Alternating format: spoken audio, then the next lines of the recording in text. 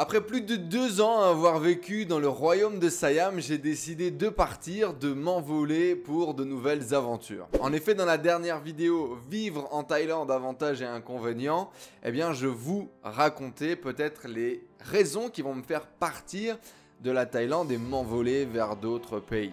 Dans cette vidéo, j'aimerais revenir avec vous sur ces raisons, pourquoi je suis parti de Thaïlande et surtout vers où je suis allé.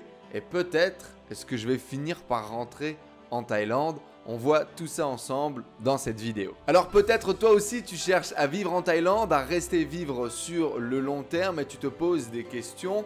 Et ma première vidéo t'a aidé à voir beaucoup de choses sur comment t'expatrier en Thaïlande, comment rester en Thaïlande ou comment vivre en Thaïlande. À la fin de ma vidéo, je te disais que une des raisons qui potentiellement pourrait me faire partir, c'était les problèmes de visa et notamment pour ma compagne. Parce que pour moi, j'avais trouvé une solution. En effet, moi j'ai un statut un petit peu particulier, je suis entrepreneur, je travaille sur internet, mon entreprise se balade avec moi.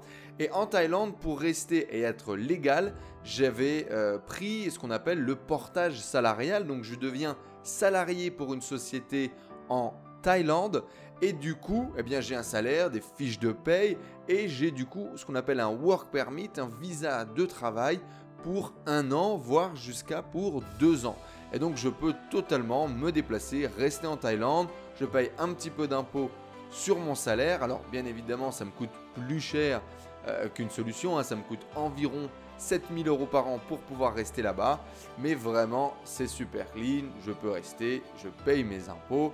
Et c'est aussi en cohérence, bien évidemment, avec mes revenus, avec combien je gagne. Bien évidemment, du coup, tout le monde ne peut pas se payer cette solution. Je suis bien conscient que je suis privilégié et que c'était un vrai avantage. Et par contre, ayant résolu en fait ce problème de visa pour moi, vient le problème de visa pour ma femme, d'accord? Parce qu'effectivement, ma femme étant de République Dominicaine, elle avait 6 mois en touriste en Thaïlande et on a fait 2 fois 6 mois en touriste. Et en fait, un jour, on rentre à l'aéroport, on se fait arrêter. On se retrouve bloqué à la douane, on se retrouve bloqué du côté de l'immigration, vous savez, au moment de se faire tamponner. On demande à ma femme de se mettre sur le côté, du coup, je reste avec elle et je vais également sur le côté. Et là, on lui pose 10 000 questions. Et en fait, effectivement, sur les 365 derniers jours, elle avait passé plus de 6 mois en Thaïlande. Et c'est pas possible. Même si elle avait le droit d'avoir un visa touriste 6 mois et qu'elle avait pu le renouveler avant d'attendre 6 mois pour le renouveler, les Thaïlandais, eux, n'acceptaient pas le fait qu'elle passe plus de 6 mois non-stop en Thaïlande. Ce n'était plus du tourisme, mais elle était bel et bien en train de vivre sur place. Alors, je leur explique qu'on veut rester ici, qu'on veut vivre et s'installer ici et que c'est une solution temporaire en attendant de trouver d'autres solutions. Et là, gentiment, la dame de l'immigration me dit qu'il y a des solutions qu'il propose pour rester sur le long terme. Et que si on veut, on peut rester sur le long terme, mais il faut bien évidemment payer. C'est une vraie question de business sur le fait de rester sur le long terme en Thaïlande. Avant, dans tous les cas, je vous avais déjà dit que j'avais envie de bouger. Effectivement, ça faisait 2 ans que j'étais en Thaïlande et que j'étais à Bangkok. La vie à Bangkok, elle est géniale. Je vous en ai parlé dans la première vidéo et c'est une vie très exaltante, très excitante et qui était parfaite pour un Enzo célibataire. Mais qui, effectivement, pour un Enzo plus en couple, pour un Enzo plus posé et surtout pour un Enzo qui a envie de se connecter un peu plus à la nature, à la mer, de profiter d'un peu plus de quality time, de moments cool à la plage, le petit cocktail en fin de journée, le petit coucher de soleil en mode sunset sur la plage, etc. C'est vraiment des trucs qui me manquaient et à la fois c'est pas loin, il suffisait de prendre un avion, d'aller en 1 heure à Phuket ou à Hua Hin, mais je voulais vraiment vivre à la plage et ma vision c'était de prendre un appartement ou une villa face à la mer.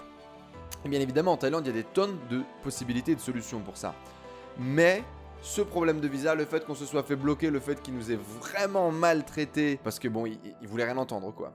Et en fait, ce qui s'est passé, la fin de l'histoire par rapport à ma femme, c'est qu'ils nous ont mis un tampon 30 jours et qu'on devait se barrer quoi. Elle avait 30 jours pour se barrer et bien évidemment, elle était listée et fichée dans le truc. Elle ne pourrait revenir que 6 mois plus tard minimum. Et donc, ça déjà, ça m'a un petit peu refroidi. Je me suis dit, ok, il nous faut impérativement une solution pour elle. La solution, c'était bien évidemment qu'on se marie et qu'elle vienne avec un visa mariage. Mais du coup, c'est un petit peu les seules solutions qu'on avait. C'est-à-dire, soit elle utilise la même solution que moi et elle devient salariée sur place, mais son business n'étant pas aussi gros que le mien, elle n'a pas la possibilité de payer 7000 € comme ça, etc. Soit effectivement, il y a le visa élite qui coûte 15 000 € sur 3 ans ou 5 ans, je ne sais pas exactement.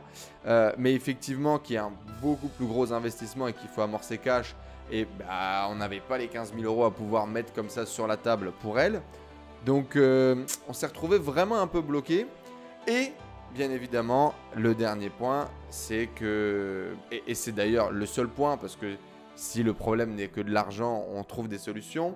Mais ma femme avait envie de rentrer en République dominicaine pour pouvoir finaliser son cursus académique, son cursus de formation ici à Saint-Domingue. Parce que oui, en ce moment, je vis à Saint-Domingue.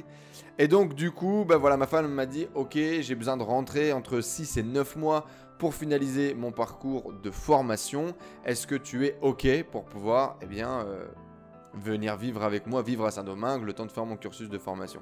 Bon, il faut savoir, si vous ne connaissez pas l'histoire avec ma femme, c'est une histoire assez incroyable où moi je suis venu ici la rencontrer pendant un mois et je suis reparti littéralement avec. On est allé un mois à Bali et ensuite elle est venue s'installer avec moi en Thaïlande. Donc elle avait tout quitté, sa famille, ses proches, ses amis, une partie de son business comme ça qui était physique ici, pour venir vivre avec moi en Thaïlande.